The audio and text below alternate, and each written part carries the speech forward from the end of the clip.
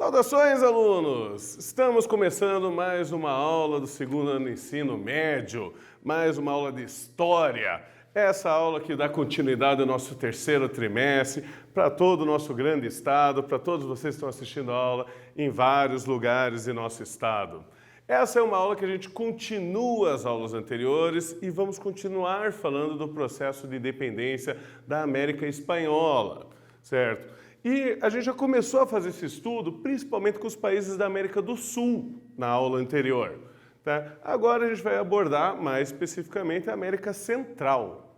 Essa América Central que ela vai ter suas peculiaridades, suas diferenças no seu processo de independência. Certo? Então, nas aulas passadas, o que nós falamos na aula passada? Nós vimos como que foi a crise do sistema colonial da Espanha. E a Espanha chegou um momento que começou a ter problemas em administrar suas colônias. Também como era organizada a sociedade na colônia espanhola, quem eram as classes, quem tinha poder, quem tinha cada tipo de poder, cada tipo de benefícios e quem trabalhava de verdade nessa sociedade. E também a gente estudou daí as guerras de independência na América do Sul. E como que se deu no caso da América Central? Pois bem, esse é o objetivo da aula de hoje. Na aula de hoje nós vamos identificar como que foi o processo de independência do vice-reino da Nova Espanha, que quase todo ele é o que você conhece hoje como México. Certo? Compreender as influências religiosas e sociais nesse processo de independência do México, assim como também entender as características e de interesses entre aquelas várias classes sociais, aqueles vários grupos que nós já estudamos na aula sobre a independência da América do Sul, e aqui eles vão entrar em conflito direto. Vamos lembrar de vários desses grupos. Então vamos pensar aqui, vocês conhecem essa bandeira? Já viram essa bandeira que está tremulando aqui ao meu lado? Tá? Você sabe o que significa esse desenho que tem no centro? Recomendo vocês pesquisarem, olharem bem ele, o qual você tem uma águia sentada em cima de um cactus e mordendo uma cobra. É um símbolo bastante curioso. Você sabe qual que é a origem desse símbolo? É o símbolo do povo azteca. A origem do México é baseada nesse símbolo. É baseada nesse símbolo que simboliza a sua população, a grande maioria da população deles que são descendentes desse povo originário da América. E isso eles carregam no símbolo de sua bandeira nacional até hoje. Mas será que esse povo sempre foi respeitado por todo o México?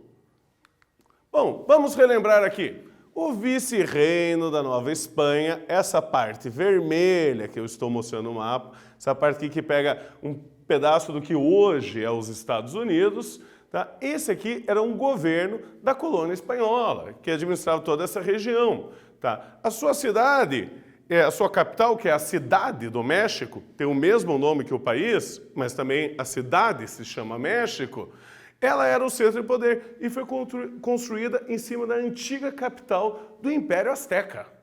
Perceberam a relação popular aqui? Sua população aqui é principalmente formada pelos povos originários, indígenas, maias, astecas e também por mestiços, aqueles que se envolveram junto com europeus ou outras populações que aqui migraram, certo? E o que acontecia com esses indígenas que trabalhavam aqui, esses povos originários? Bom, a situação deles de trabalho era chamada de mita. Essa situação de trabalho obrigava toda a comunidade indígena a mandar 4 meses por ano trabalhadores para trabalhar basicamente de graça na terra do seu senhor. Certo? Não é uma situação exatamente de escravo, porque escravo é uma propriedade. Escravo você compra. Eles não eram comprados, mas eles eram obrigados a fazer. Era um trabalho forçado que eles faziam. Certo? Então, você também vai ter, no próprio México, também africanos que eram submetidos ao trabalho escravo. Mas a situação indígena era um pouquinho diferente e não quer dizer que era melhor. E vamos para o nosso primeiro quiz da aula de hoje, sobre o regime de trabalho em que os indígenas eram submetidos na América Espanhola. É correto afirmar que, letra A, era o regime da mita, em que eles eram obrigados a prestar serviço por um tempo ao seu senhor? Letra B. Era o regime de escravidão, em que eles eram uma propriedade?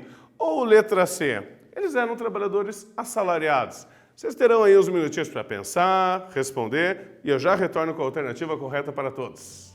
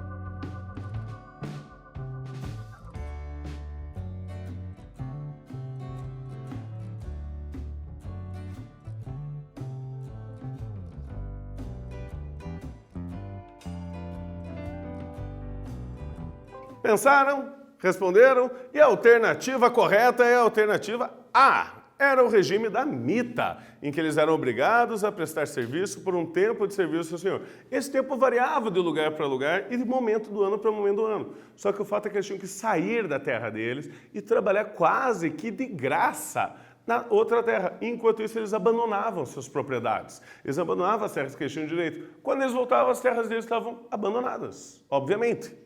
Certo? Até que vai surgir essa figura aqui, Padre Hidalgo. Esse Padre Hidalgo, em 1810, ele vai iniciar uma pequena rebelião a partir do vilarejo de Dolores. Isso no interior do México. Nessa rebelião, ele vai conseguir juntar um grande grupo de indígenas, de mestiços, inclusive de escravos africanos, e através desse grupo ele vai começar a defender que toda a terra do território do México deveria ser dividida igualmente entre toda a sua população, fazendo aí basicamente uma reforma agrária no México, certo? E ele vai inclusive defender que as terras da igreja a qual ele trabalhava, a qual ele participava, também deveriam ser divididas. Tá? Então, ele vai reunir um grande número de pessoas da população mais pobre do México e vai iniciar essa revolta. Tá? Usando Nossa Senhora de Guadalupe, a santa padroeira do México, ele vai marchar contra a própria cidade do México. E lá eles vão iniciar a sua rebelião popular. Qual que vai ser o problema? Aí, então, eles vão atacar a cidade do México, vão atacar outras cidades no caminho, vão defender justamente essa reforma agrária, essa divisão das terras e da riqueza para a população, certo? E em cada cidade que Padre Hidalgo libertava, ele vai determinar o fim da escravidão africana e vai determinar o fim do trabalho da mita. Olha que bacana isso para a população afrodescendente e olha que bacana isso para os indígenas, certo? Mas para quem que isso não era bacana? Bom, isso aí nós logo vamos falar, tá? Mas eu vou trazer aqui para vocês a primeira atividade de hoje, em que eu pergunto, entre as principais medidas dos rebeldes de Padre Hidalgo estão, letra A, o fim da cobrança do imposto de renda, B, o fim da escravidão e da mita, ou letra C, a diminuição do imposto sobre a cesta básica. Vocês terão aí mais um tempinho para pensar e eu já retorno com a alternativa correta para vocês.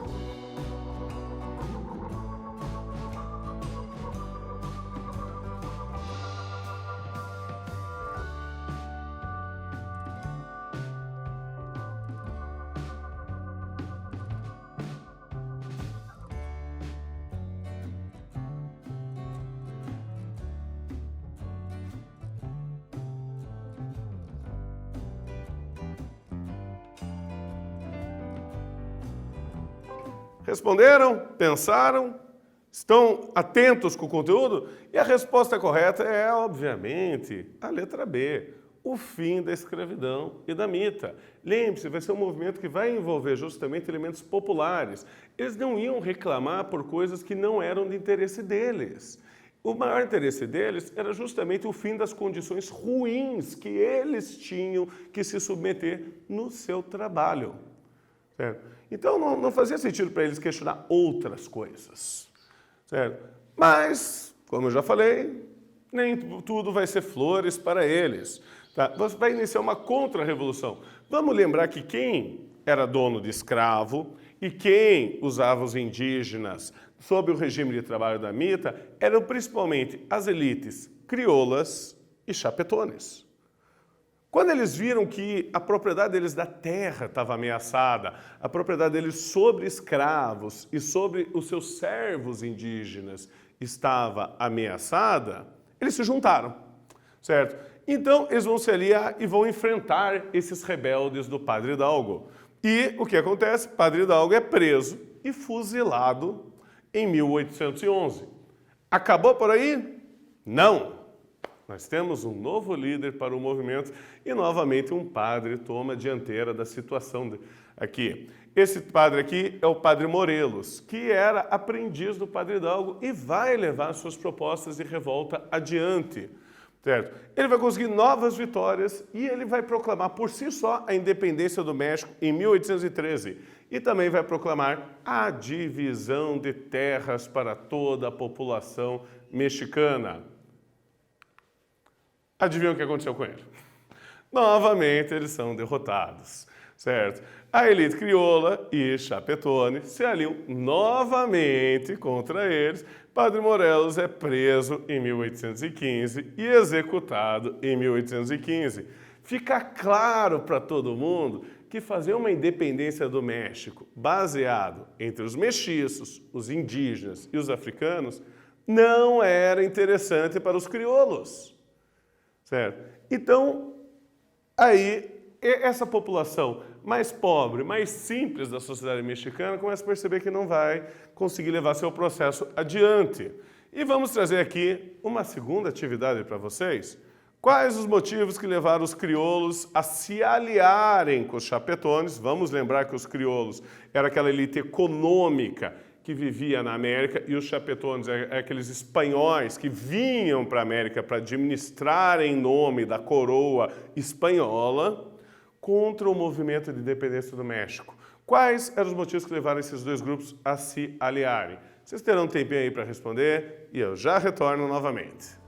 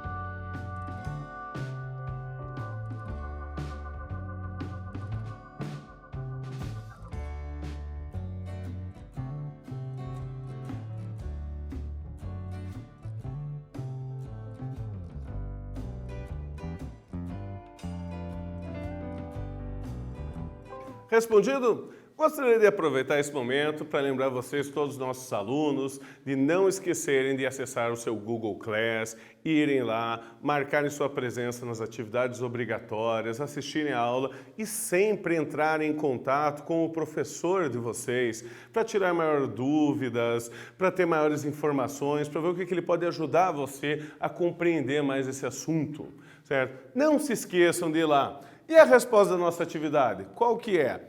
O objetivo da elite, tanto chapetone quanto crioula, era o quê? Era manter os seus direitos sobre a propriedade de terra, sobre os escravos e sobre os indígenas. Eles não interessava para eles uma independência que tirassem deles o direito da terra, o direito de escravos e o direito de cobrar a mita dos indígenas. Quando que isso muda? Com esse personagem aqui, que é o Coronel Iturbide. O Coronel Iturbide é uma figura fantástica. Ele é enviado pela Espanha para o México a fim de lutar contra as revoltas de independência do México. Sim, ele lutou contra Padre Hidalgo, ele lutou contra Padre Morelos. E adivinha o que ele fez? Se aliou com os crioulos e resolveu que ele ia separar o México da Espanha, que ele ia tirar o México da Espanha, certo? Então ele vai iniciar aí com uma aliança com os crioulos e ele mesmo vai fazer a guerra de independência do México. E em 1821 ele assina a Declaração de Independência do México. O México não faz mais parte da Espanha, tá? Só que na declaração dele, ele mantém todos os direitos da elite crioula, aquela que ele se aliou, que ele se associou, certo? Só que quando ele faz a separação, quando ele faz a independência, ele resolve mais. Esse cara era ambicioso. Ele se autocoroa imperador do México. Então, a partir de agora, o México é uma monarquia e Iturbide é seu rei, sob o nome de Agustín I, certo? Só que os crioulos não gostaram disso. Os crioulos queriam um formato mais, vamos dizer assim, iluminista, mais relacionado com a independência dos Estados Unidos, por exemplo. E eles se rebelam e acabam com a monarquia e proclamam a República no México. Iturbide faz a libertação, mas logo depois ele se dá mal, certo? E vamos para um quiz aqui, uma curiosidade histórica sobre a América, uma curiosidade bem interessante, vocês vão ter que me responder. As independências nas Américas seguiram, de maneira geral, o exemplo dos Estados Unidos e do Haiti, que nós estudamos em aulas anteriores e a qualquer momento vocês podem acessar no Google Class essas aulas para relembrarem. Isto é, o republicanismo como sistema de governo, apenas 2 países, um por um pouquinho de tempo e outro por mais tempo, proclamaram monarquias. Você sabe quais foram esses países? Letra A, México e Argentina? Letra B, Argentina e Brasil? Ou letra C, Brasil e México? Vocês terão aí um tempinho para responder essa curiosidade histórica e já retornamos com ela.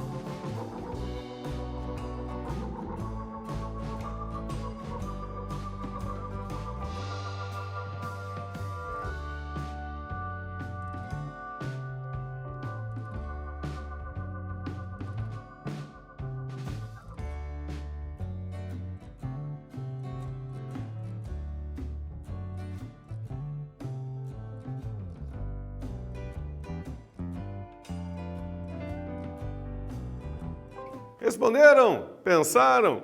Adivinha só por que eu trouxe essa questão aqui? Porque só há 2 países que proclamaram monarquias na América. Um deles foi o México, que a gente acabou de ver, e o outro é o Brasil, que será tema de nossas aulas daqui para frente também. O que aconteceu com o processo de independência do Brasil, certo? E o que vai dar no México? Então, no México é onde vai ficar escancarado, vai ficar bem claro que movimentos populares de origem das partes mais baixas da sociedade não iam levar à independência. A independência só aconteceria se fosse um privilégio da elite mexicana. Isso é, dos crioulos, aqueles que já tinham o poder econômico e agora eles queriam o poder político, certo? Então, nenhum processo de independência do México que não mantivesse os benefícios da elite crioula deu certo. Apenas aquele que manteve. Então, o que aconteceu para a população mexicana em geral? Não aconteceu nada. Não mudou a situação dos mestiços de trabalho, não mudou a situação da escravidão dos africanos, não mudou a situação de trabalho dos indígenas. A única coisa que mudou foi o quê? A situação dos crioulos terem acesso ao comércio e terem acesso ao mercado estrangeiro e ao poder político, que eles não tinham antes, certo? E o que vai acontecer com o México? Assim como no resto da América Espanhola, ele vai passar por um processo de fragmentação.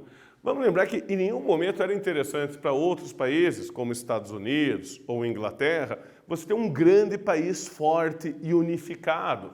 O interessante é você ter vários paizinhos pequenos. Esse seria o mais fácil de manipular.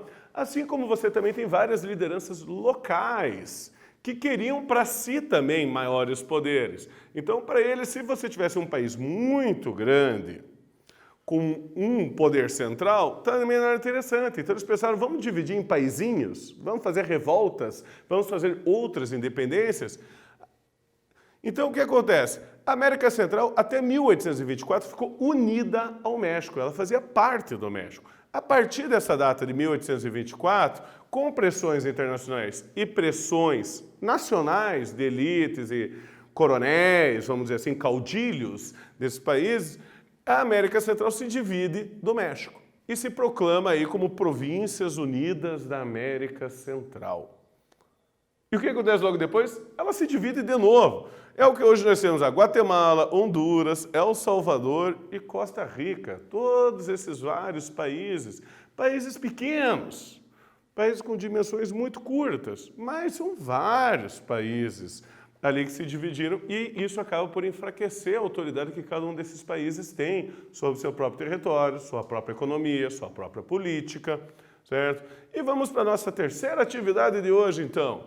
Apesar de utilizarem um discurso de libertação dos povos americanos da dominação espanhola, indicando que haveria liberdade e melhoria nas condições sociais, os líderes das independências das colônias hispano-americanas, isso é, espanholas, tinham, na verdade, interesses na manutenção de uma estrutura de poder político e econômico que beneficiava apenas as elites coloniais.